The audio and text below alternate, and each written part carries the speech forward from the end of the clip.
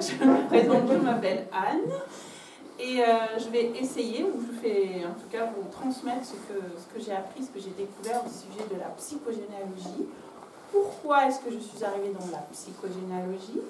Et ma fille, parce que j'avais besoin de ma fille pour m'aider pour faire une petite présentation tout au long et que ce soit un peu plus clair pour suivre un peu le fil. Donc je suis originaire de Voiron, je vis à Bourgoin avec mes enfants et mon mari, et nous voilà partis pour une petite présentation. L'être humain est fait de 7 corps, 7 parties. Nous avons tout d'abord nos bras, nos jambes, notre tête, le corps physique. C'est ce qui nous permet de nous voir, de nous distinguer physiquement, de nous déplacer, de courir, de bouger, d'être physiquement visible. Ensuite, nous avons notre mental, celui qui nous envoie sans arrêt toutes les pensées qui reviennent. Les pensées reviennent tous les jours, tout le temps dans la journée, des milliers de fois, on s'en rend pas compte. C'est aussi celui qui va venir nous embêter la nuit quand on a un petit souci, qui fait qu'on dit que le petit vélo qui pédale, d'où le petit bonhomme qui pédale. Ensuite, il y a le corps astral, les 7 chakras. Je passerai dessus parce que ce n'est pas le sujet du jour. Les émotions, on va être joyeux ou alors on va être triste. Tout ce qui va nous toucher émotionnellement. Ensuite, on a l'âme. L'énergie, c'est ce qu'on va... on va donner l'énergie. On va être soit tout raplapla, soit on va être la pêche, la patate. C'est ce qu'on va transmettre, du coup, c'est notre énergie, notre rayonnement. Voilà, je ne trouvais pas le terme. Et nous avons la mémoire, les mémoires. Du jour de notre naissance jusqu'à aujourd'hui, on a notre mémoire de vie, de tout ce que l'on vit chaque jour. Mais également lors de la grossesse, avant notre naissance, on prend déjà les mémoires de notre mère, de notre père. Mais il y a aussi les mémoires qui sont de nos grands-parents, de notre père, de notre mère, de grands-parents paternels, maternels, etc. On remonte. Et c'est comme un petit sac à dos qu'on nous transmet gentiment, inconsciemment, lors de notre naissance, de tout ce petit paquet-là, de toute la mémoire de l'histoire familiale. C'est ce qu'on appelle la transgénérationnelle. On va nous transmettre inconsciemment l'histoire de la famille, du clan familial. Dans toute chose, il y a un cycle de vie, que ce soit dans la nature, que ce soit nous, les êtres humains. On naît, on va grandir, on va apprendre, on va transmettre et on décède. On naît, on grandit, on transmet et on laisse la place aux autres. Dans la nature, les fleurs, je trouvais que c'était joli, ça c'était plus parlant, donc j'ai mis des fleurs, mais c'est vraiment ça, et on transmet. Et nous, les mamans, les papas, on transmet inconsciemment et parfois aussi consciemment à notre descendance. Ça fait partie de la nature humaine de transmettre.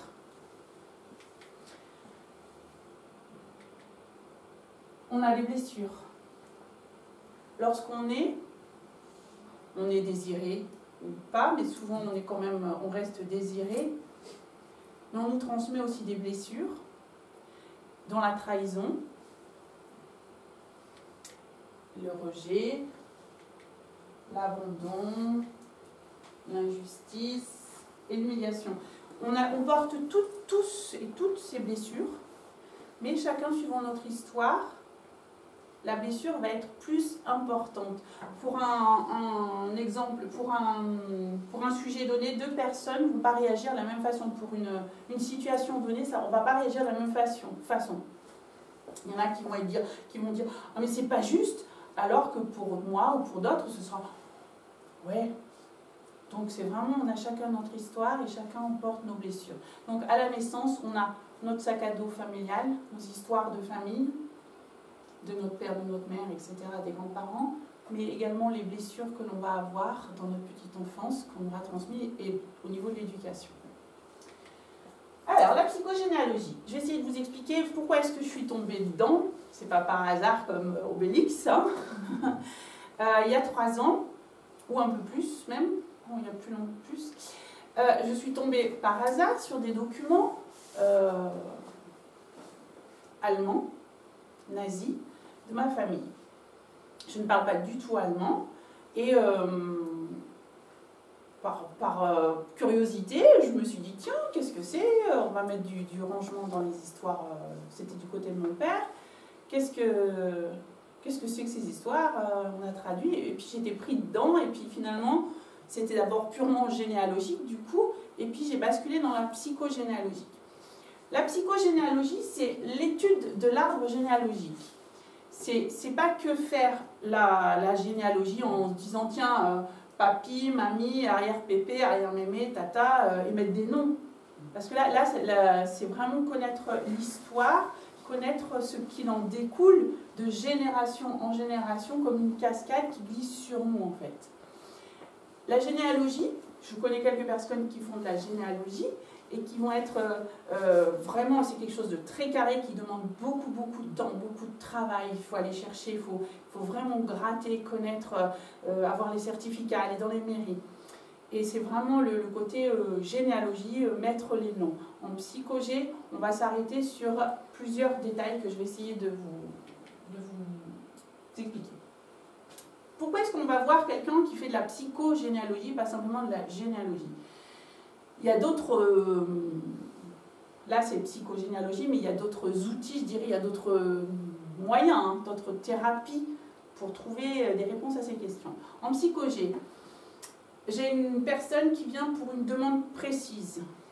On vient pour une demande précise. On a un mal-être, une dépression, un problème d'amour, un problème d'argent, un problème qui se répète de génération en génération, une maladie qui se répète de génération en génération. Et aujourd'hui, je ne me sens pas bien. Je ne comprends pas pourquoi, à un moment, ça ne va pas. Donc là, il faut déjà connaître quelle est la demande de la personne. Ensuite, on fait un génosociogramme. C'est ce que font en généalogie. On va surtout mettre au moins 4 générations. On fait au moins sur 4-5 générations déjà pour avoir un cycle assez important. Quelquefois, forcément, on n'a pas toutes les réponses de toutes les personnes au-dessus. À la 2e, 3e génération, déjà, ça peut coincer. Mais on arrive toujours à avoir des renseignements. Donc là j'ai mis par exemple pour bien faire la différence, les filles en rond, les garçons en carré, etc. Essayer de mettre les prénoms, toutes les informations que je vais expliquer après. Donc sur le génosociogramme, on va regarder les prénoms, la signification des prénoms. Pourquoi est-ce que vous appelez Marcel, Jeanne, Anne, Nicolas? Quelle est l'histoire déjà de pourquoi est-ce qu'on vous a appelé ainsi? Le prénom a déjà au départ, ça donne une énergie, ça donne une histoire. On ne va pas s'appeler, je prends souvent l'exemple, il n'est pas terrible, mais au moins on comprend. Hitler, Adolf Hitler, tout de suite on tique. D'accord? Donc on va donner un prénom à ce beau petit bébé qui vient au monde en se disant on lui donne le meilleur, on lui donne ce qui nous plaît. C'est vrai que dans le temps, on donnait souvent le prénom de Pépé ou de Mémé ou de choses comme ça, mais bon, ça avait quand même un impact, ça a quand même une énergie, ça donne quand même une information sur le nom, le prénom de la personne. On a un prénom, quelquefois on a 2e prénom, 3e prénom, alors ça va être le prénom du grand-père ou de la grand-mère, du parrain ou de la marraine, du voisin, enfin de quelqu'un qui a été important au moment de la grossesse et de la naissance de l'enfant. Le prénom, il a aussi une signification. Si je vous dis par exemple le prénom Gisèle, c'est celui qui parle souvent, en fait il y en a beaucoup de prénoms, mais si je vous donne le prénom Gisèle, si on fait l'anagramme de Gisèle, on entend le mot église. Il y a déjà une histoire derrière qui peut faire réfléchir sur le mot église. Le prénom Gilles, pareil, si on change les lettres, on entend il, J. Sylvie, si, il, vit. Sylviane, si, il, vit, Anne. tous les prénoms ont quand même une signification. Alors je ne dis pas que tous, on va avoir l'anagramme qui va être aussi facile. Je prends les prénoms faciles pour vous expliquer. Le prénom Malvina.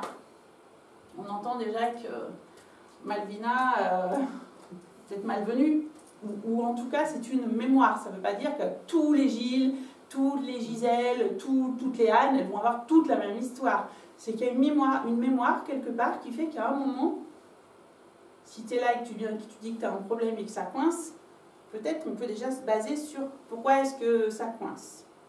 Ensuite, si on a le deuxième prénom, pareil, on va mettre le prénom, je sais pas, qu'est-ce que j'ai comme prénom, Thomas. Thomas, c'est connu, c'est le prénom de mémoire de jumeaux, de double, d'histoire double en tout cas, une mémoire de jumeaux. Céleste, ça va être les prénoms qui vont toucher tout ce qui va être le ciel. Estelle, Stéphanie. Dans Estelle, on entend la stèle aussi, c'est la mort aussi. Donc voilà, tous les prénoms, il n'y a pas un prénom qui va être parfait. Tous les prénoms ont une histoire, depuis la nuit des temps, je dirais, depuis l'histoire.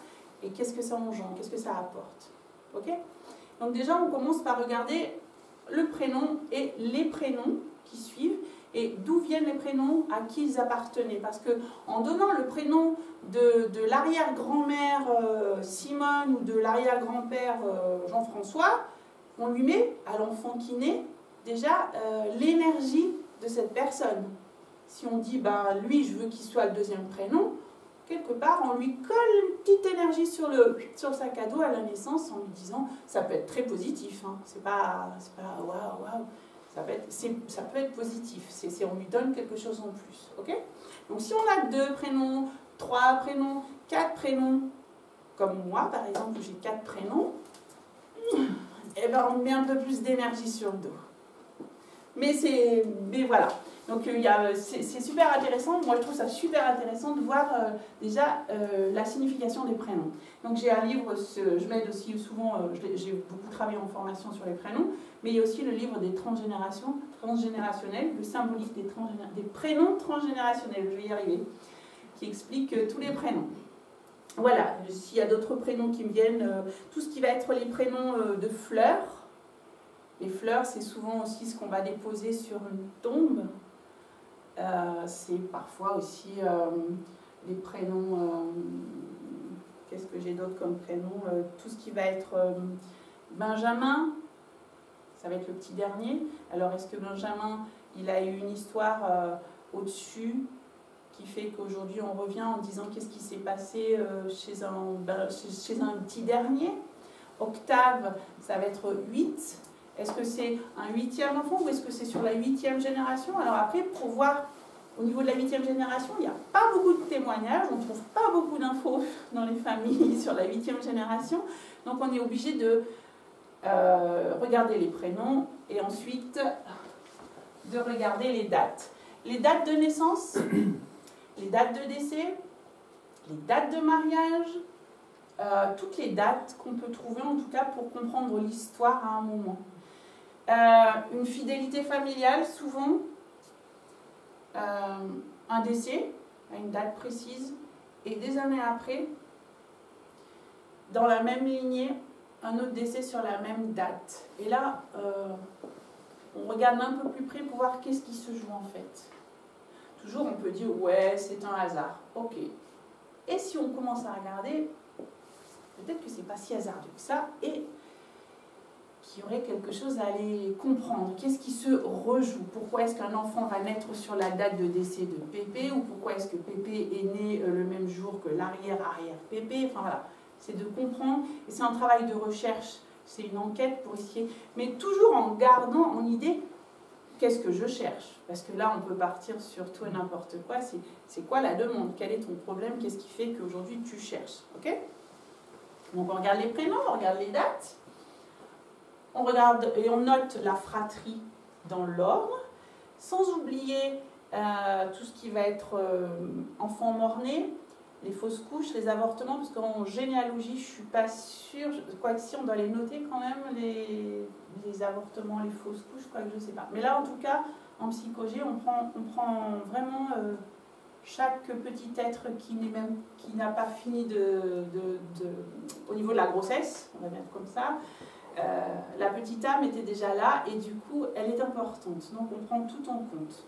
Donc la fratrie, la place, parce que c'est un truc qui bien souvent je trouve pas ma place. Ouais, mais qu'est-ce qu'il y avait avant? Si tu viens naître, j'ai une dame qui est venue me voir un jour et toute petite, toute chétive, toute timide, vraiment, elle ne trouvait pas sa place. Et du coup, on fait l'arbre, on fait le génosociogramme. Sa maman s'était mariée, elle avait eu 2 mariages, et donc elle était le fruit du 2e mariage, mais avant, il y avait eu 4 bébés morts-nés. Et elle ne l'avait pas su tout de suite, et en faisant un travail, elle a découvert qu'il y avait eu 4 bébés morts-nés. Donc, effectivement, au niveau de ta place et au niveau des secrets, au niveau de...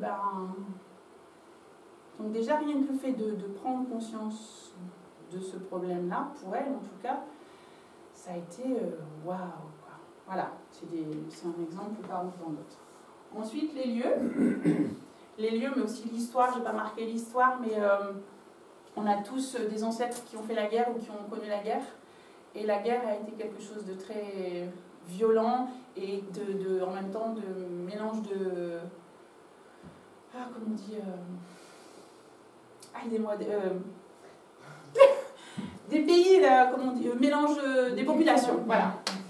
Ah bah si je bloque sur le mot population. Donc voilà.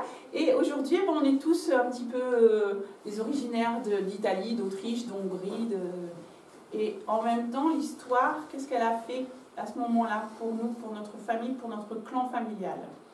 Quand je mets aussi le lieu, c'est où les histoires de nos parents se sont passées, de nos grands-parents se sont passées, et pourquoi. Soit on va être vraiment sédentaire et de génération en génération, on reste à Saint-Victor-de-Cessieux, à Bourgoin, à Voiron, ou alors on bouge. Pourquoi? Quelle est la raison? Qu'est-ce qui a fait que? C'est aussi, je crois que j'en parle plus loin. Non, les métiers. Sur la conception d'un enfant, où est-ce qu'on est à ce moment-là? Quelle est l'histoire du couple aussi? Donc je crois que j'en parle un peu plus loin pour comprendre un petit peu. Les métiers, donc j'ai mis les métiers, ça va être de génération en génération, on va avoir les familles de médecins, on va avoir des familles d'agriculteurs, des familles de médecins, dans la médecine, dans le... Pourquoi? Qu'est-ce qu'il y a eu au-dessus? Qu'est-ce qui fait que dans les métiers avocats, la loi, être très droit, c'est important. Dans le métier les kinés, par exemple, tout ce qui va être dans le toucher, pourquoi? Qu'est-ce qui vous attire? Qu'est-ce qui fait que? D'accord? Donc, j'ai un train de retard là, du coup. Les différentes histoires familiales. Alors, toujours on dit, ouais, mais les histoires familiales, puis les secrets de famille en même temps, c'est un petit peu pareil. Si c'est des secrets, on ne sait pas. Ouais, mais du moment qu'on commence à mettre le doigt dans l'engrenage et qu'on veut savoir et qu'on commence à chercher, on arrive toujours à avoir des petits indices parce qu'il y a toujours quelqu'un qui va parler plus doucement. Ouais, mais ça c'était avant. Ouais, mais non. Non, mais c'est bon, on va pas brasser. Non, c'est passé, c'est passé. Ouais, mais c'est quoi qu'il y a dessous? En fait, c'est vraiment plus, on va chuchoter parce que le corps parle aussi, la façon dont on va se comporter. C'est si on chuchote, c'est qu'il faut peut-être pas trop déranger parce que peut-être que. Ouais. Mais n'empêche que c'est là qu'il y a peut-être le problème. Et quel est le secret qui est dans la famille, dans le clan familial? Qu'est-ce qui fait qu'aujourd'hui tu n'es pas bien, que tu coinces? Parce que justement, tu sais qu'il y a un secret, tu sais qu'il y a un truc. Donc c'est mener l'enquête aussi. Hein, c'est peut-être oser aller déranger ou poser des questions et avoir des réponses sur notre histoire. Donc le projet sens, quand on dit le projet sens, c'est ce que j'expliquais juste un peu avant, c'est un couple décide d'avoir un enfant, connaître l'histoire du couple, pourquoi mon père et ma mère ils ont décidé de me créer aussi belle, je plaisante. Il y a l'idée de faire un enfant, c'est la conception des 9 mois de grossesse qui vont déjà commencer à former l'enfant, Et ensuite, il y a les 9 mois après. Et tout ça, ça forme déjà un petit être qui arrive sur Terre. Il a été conçu, il a été préparé, réfléchi. Il y a eu la conception, les 9 mois de la grossesse, puis les 9 mois après. Donc voilà, déjà en arrivant sur Terre, on a déjà tout ça. On est déjà bien occupé et chargé. Et les deuils injustifiés, les gisants. Alors, qu'est-ce que c'est? Quand je dis les gisants, souvent on se dit waouh, qu'est-ce que c'est les fantômes. Alors là, tout de suite, on dit oh, les fantômes. Une maman qui accouche et qui décède à l'accouchement. Oh, c'est pas juste. Un bébé qui décède dans le ventre de sa mère, c'est pas juste. Un enfant qui décède, c'est pas juste. On n'accepte pas. C'est ce qu'on appelle donc un deuil injustifié. C'est pas normal. Le cerveau, enfin, c'est pas normal. Une vieille grand-mère de 100 ans, on se dit, elle a fait son temps, elle a vécu, elle a bien vécu, c'est normal, on accompagne mémé et on est dans la normalité. Mais un enfant, une maman, un jeune qui part à la guerre, qui a 20 ans, c'est pas juste, c'est pas normal. Une maman qui part et qui abandonne toute sa famille, eh ben, c'est pas juste, c'est une blessure, c'est quelque chose, c'est ça, d'accord?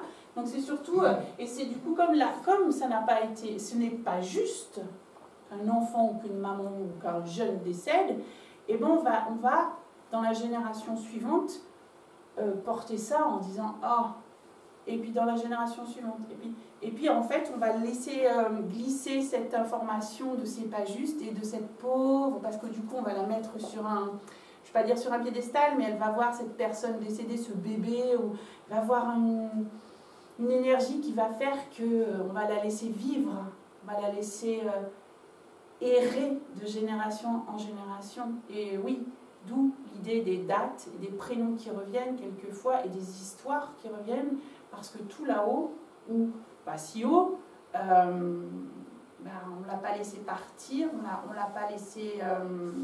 on n'a pas accepté ce départ, on n'a pas accepté ce deuil, on a continué à le laisser vivre et nourrir de génération en génération. C'est ce qu'on appelle donc dans la transgénération en cascade. D'accord? Donc on emploie le terme de gisant. Le gisant, avant de revenir, tiens, pour finir sur le gisant, sur ce sujet-là, les gisants, ça va être des personnes qui vont être, comme la jeune que j'avais vue, que sa maman avait perdu 4 bébés avant elle. C'était une personne vraiment toute fermée au niveau physique, qui baissait un peu la tête, qui était habillée en noir, très triste, qui parlait doucement pour pas trop faire de bruit. Et c'est aussi des personnes, des gisants, qui vont être à ce moment-là de surpoids, qui vont se sentir double, parce que quelque chose vit en eux, enfin quelque chose, c'est pas très beau ce terme-là, la mémoire du gisant vit en lui, et du coup sentir double et de manger pour 2 personnes, de ne pas se sentir vraiment un, mais souvent les gens disent j'ai l'impression qu'il y a quelqu'un qui vit en moi. L'exemple de Damien qui a une 30aine d'années, et avant sa naissance, sa maman a eu une jolie petite fille qui s'appelait Lucie. Et Lucie est décédée à 1 an. Ça, c'est pas juste. Perdre un bébé, c'est pas juste. Et à quelques jours, alors j'ai plus les dates en tête, mais c'était assez... Damien est né presque à la date anniversaire de Lucie. Qu'est-ce qu'a fait la maman? Et c'est pas du tout un jugement, hein, on fait tout ce comme on peut. La maman, elle a transféré sur Damien la petite Lucie. Et elle a commencé à l'habiller peut-être de façon un peu de fille, se comporter comme si c'était sa petite fille. Mais Damien, il était là, lui, c'était un mec, un vrai mec, quoi. Mais n'empêche qu'en grandissant, petit à petit, par fidélité familiale, par fidélité, Damien, il a joué le jeu inconsciemment et il a commencé à être un peu plus efféminé, à aimer un petit peu plus les trucs de filles. Damien, aujourd'hui, il a 30 ans, il est tout à fait conscient que c'est Lucie qui vit à travers lui.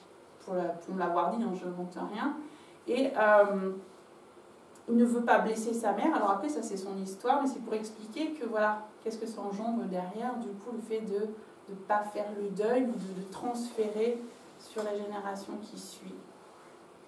D'accord? Donc voilà, les gisants, ils aiment, enfin ils aiment pas, c'est pas beau ce que je dis. Le gisant va être soit dans le, il va pas aimer le noir, la lumière, donc il va être dans le noir, ou alors au contraire, il va aimer tout ce qui va être la montagne, le blanc, tout ce qui va être, qui va représenter la mort en fait, tout ce qui va être froid, le froid, les sports à sensation pour être plus près du ciel, le ciel là où il y a tous les disparus. En tout cas, c'est comme ça qu'on les représente. On monte au ciel. Les métiers qui vont être les métiers qui vont être plus pilote d'avion. On va plus près du ciel, peut-être. Qu'est-ce qu'on cherche? Qu'est-ce qu'on peut donner comme exemple? J'en aurais beaucoup, mais du coup, voilà. J'espère que je suis claire dans mes explications et vous me dites si ça coince. D'accord? Donc, une fois qu'on a notre demande, et qu'on a regardé, on a fait le génosociogramme et qu'on a commencé à faire un petit peu tout ce ménage, on va proposer des actes ou un acte symbolique et ça va libérer une énergie, l'énergie qu'on avait en fait, qu'on nous avait transmise, l'énergie retenue. Qu'est-ce que ça peut être comme acte symbolique? Donc il faut que ce soit toujours, enfin il faut, c'est pas bon, il faut. Le mieux c'est de donner un acte qui soit le plus juste possible et plus qui corresponde plus à la demande de la personne. Un acte simple que vous connaissez sans doute, c'est le deuil d'une personne. On n'a pas fait le deuil d'une personne, on n'a pas dit adieu à une personne, et ben c'est de lui écrire. Il faut faire un acte qui soit fabriqué, que notre cerveau, que nos yeux puissent vraiment imprimer, qu'on puisse fabriquer, que ce soit en 3D ou que ce soit fait, que l'on puisse fabriquer. Écrire donc une lettre d'adieu en disant mon cher grand-père, et vraiment dire tout ce qu'on a, c'est de se décharger sur la feuille déjà et de signer, de dire adieu. C'est déjà lui donner une libération. Ensuite, c'est de brûler la feuille, de la jeter soit dans le ciel, dans le vent ou alors dans l'eau et de se laver les mains. Et vraiment de se laver les mains. On enlève cette énergie en fait. C'est très symbolique, c'est très... mais c'est très efficace. Et les émotions montent. Vraiment, c'est vraiment si on a l'acte juste, l'émotion est déchargée et vraiment on est soulagé, on sent que le sac à dos peut être allégé. On peut, je vous expliquerai après, mais fabriquer en pâte à sel ou alors faire des choses dans la nature, enfin trouver un acte, une fois qu'on a trouvé d'où vient le problème, qui corresponde vraiment le mieux, le plus juste possible à la demande. D'accord? Donc après, si ma mémoire est bonne, je crois que je donne d'autres exemples. On continue. Ah! Je vais boire un petit coup parce que j'ai chaud et je vous emmène en Italie. Je vous emmène dans le nord de l'Italie en 1870, quelque chose comme ça. Une jeune femme du nom de Giovanna, ça veut dire Jeanne en français, qui vit donc en Italie et qui est coiffeuse, qui rencontre un homme. On suppose que cet homme est marié, on n'a pas d'informations, mais on suppose que cet homme est marié et qu'il a une situation assez confortable et que Giovanna est sans doute peut-être une jolie jeune dame, mais qui est que de passage. Giovanna est coiffeuse et elle tombe amoureuse et 9 mois plus tard, une petite Annetta qui arrive au monde. À 1h du matin, Annette, vous l'imaginez cette petite, est-ce que vous imaginez ce petit bébé, Annette, qui vient de naître, elle a quelques heures, elle est déposée au pied d'un orphelinat.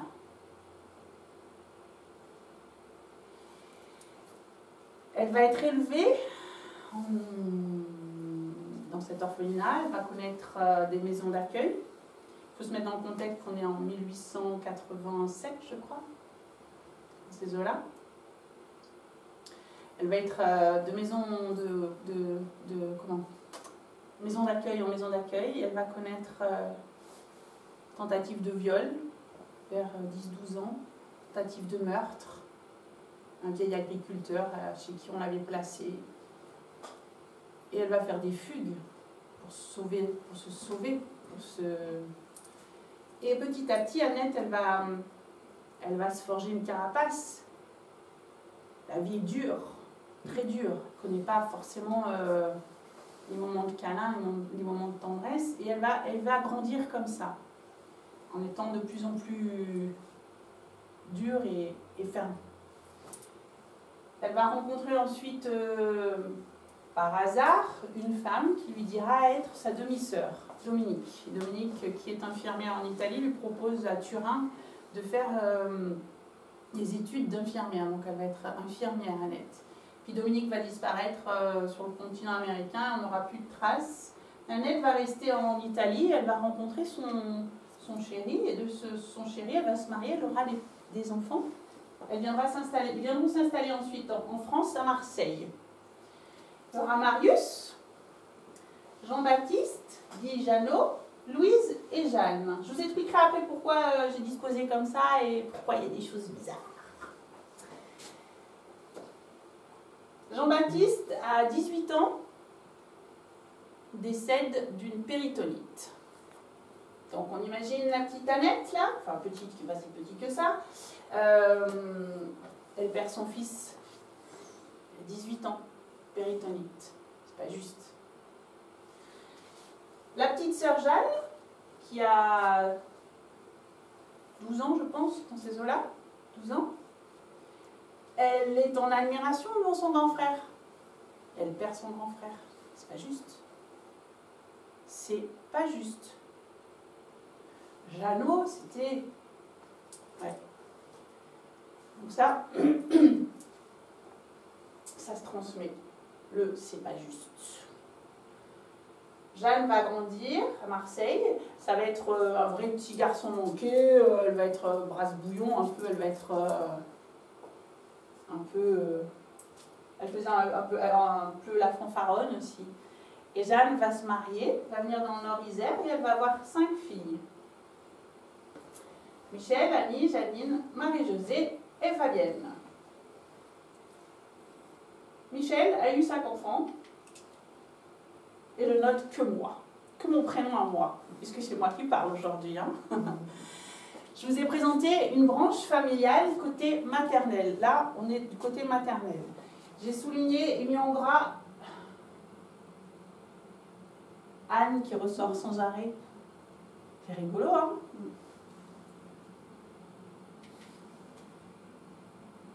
Côté maternel, au même niveau que Annette, mon arrière-grand-mère s'appelle Suzanne. Si j'avais un prénom à avoir, je pense que c'était Anne. Pour la petite histoire, lorsque ma maman, enfin ça c'est mon papa et ma maman qui me l'ont raconté, hein, vous pensez bien, à ma naissance, mon père voulait m'appeler Annette. Mon père, il sait pas toute cette histoire, il s'en fout, enfin c'est pas son problème, il sait pas que 4 générations dessus, il y a une Annette. Et ma mère, elle est horrifiée, elle dit mais non, on va l'appeler Annette. Si, on va l'appeler Annette, non. Bon, on coupe la poire en deux, on va lui mettre Anne. Anne, quand on regarde dans les symboles des prénoms transgénérationnels, elle a plein de jolies choses, Anne, mais entre autres, c'est la patronne des problèmes de stérilité, d'avortement, de fausses couches, d'enfants morts-nés.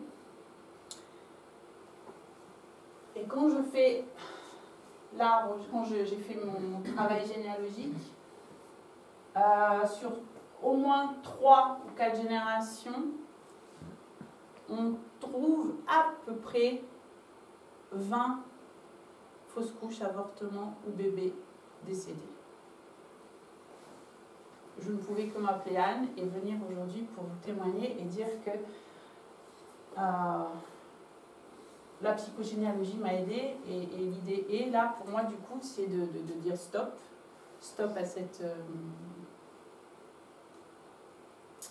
à ces problèmes d'enfants pour la descendance, pour ma descendance en fait. Donc c'est déjà en faisant ce travail, en expliquant déjà voilà, un acte symbolique, un acte en disant stop, j'ai compris, ok, on arrête le c'est pas juste. Parce que qu'est-ce qui s'est passé? Annette s'est battue pour vivre et c'est pas juste d'avoir été abandonnée. C'est pas juste. Les hommes, c'est des méchants. Mon père, il m'a abandonné, ma mère m'a abandonné, c'est pas juste. Avoir des enfants et perdre un enfant, mais c'est pas juste. Non, on n'a pas des enfants pour souffrir, donc il ne faut pas avoir d'enfants. Et Annette aimait beaucoup, préférait en tout cas avoir que des garçons. Bon, elle a eu 2 garçons et 2 filles, parce que les filles, ça tombe enceinte, et les filles, bah, ça peut perdre des bébés. Mais bon, l'histoire a fait que, voilà. Jeanne, qui était donc ma grand-mère, aimait bien dire, en rigolant souvent, hein, qu'il valait mieux avoir des cochons qu'avoir des enfants. C'était mignon. Voilà. Et du coup, je ne vous raconterai pas forcément l'histoire de Suzanne parce que j'ai écrit un livre qui est derrière. Et là, j'ai dû partir en Autriche pour faire mes recherches, mais aller sur la terre de mes ancêtres et comprendre pourquoi ces documents nazis, ces documents autrichiens étaient là, et pourquoi ils sont arrivés à ce moment-là, et de relever, et de soulever des secrets et de remettre de la lumière. En fait, l'idée en psycho-G, c'est de remettre de la lumière.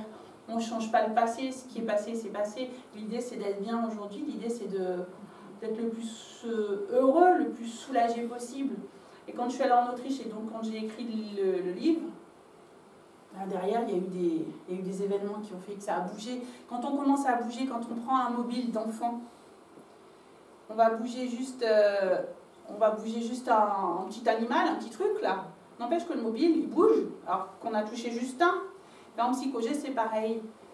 Du moment qu'on commence à toucher, à bouger l'histoire familiale, à les gratter, même si le passé c'est le passé, tout le monde est mort, ouais, pas tant que ça en fait. Hein. Du moment qu'on commence à bouger quelque part, ça va bouger sur les autres branches. Et ça, c'est magique, mais c'est bien. Donc, si vous voulez connaître l'histoire d'Autriche et de ce qui m'est arrivé, de pourquoi j'ai fait, donc j'ai dû écrire un livre et c'était mon acte à moi